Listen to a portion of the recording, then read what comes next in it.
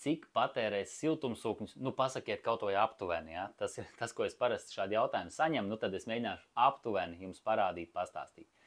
Kas ir svarīgi? Siltumsūknis patērēs tikai tik, cik siltums zaudēs jūsu māja. Tātad, nu, tas ir būtisks aspekts, cik siltināta ir māja, kāds ir siltums starotājs, vai ir siltās grīdas, vai ir lieli radiatori, vai ir mazi radiatori. Tas viss ietekmēs siltumsūkņa efektivitāti, līdz ar to arī patēriņu. Bet, nu, pieņemsim, tātad mūsu platuma grādos efektivitāte ar siltajām grīdām būs aptuveni 1:3,5 sezonas griezumā.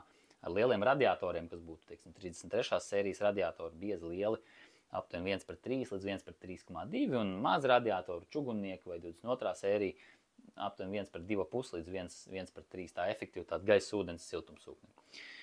Gaisa siltumsūknim aptuveni 1:3 līdz 1:4 atkarīgs kāda ražotāja, cik efektīvs un tā tālāk, tā kā, nu, tur tas koridors ir lielāks.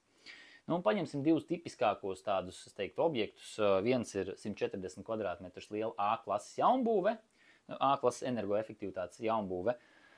Dzīvē šādai ēkai būs aptuveni 75 vatu uz kvadrātmetru siltums zudumi, lai gan pēc energosertifikāta droši vien būs ap 45-50, dzīvē būs ap 75 vatu uz kvadrātmetru. Tas nozīmē, ka gadā šī māja pazaudēs aptuveni 10,5 tūkstoši kWh siltuma, un, ja mēs pieņemam, ka ir siltās grīdas, kā iepriekš rādītā gada efektivitāte varētu būt aptuveni 1:3,5, tādā reālā dzīvē, nevis ražotāja mārketinga bukletos, tad tas nozīmē, ka gadā aptuveni 3000 kWh gaisa ūdens siltumsūknis patērēs šo māju sildot. Nu, protams, papildus siltais ūdens, bet tas ļoti atkarīgs, cik daudz jūs mazgājaties.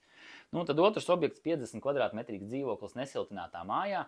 Arī tur ir ļoti daudz faktoru, kas, protams, ietekmē šos siltumzudumus. Pirmais stāvs, pēdējais stāvs mājas malā, mājas vidū.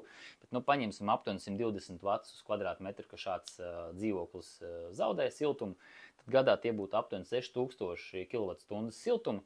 Nu, mēs iegūstam, ka gaisa siltumsūknis 50 kvadrātmetrīgu dzīvokli, lai piesildītu, kā pamata apkuri gadā patērēs aptuveni 1,5 līdz 2000 kWh elektrības. Nu, tātad jūs jau tad varat sarēķināt, cik maksā elektrība, ja?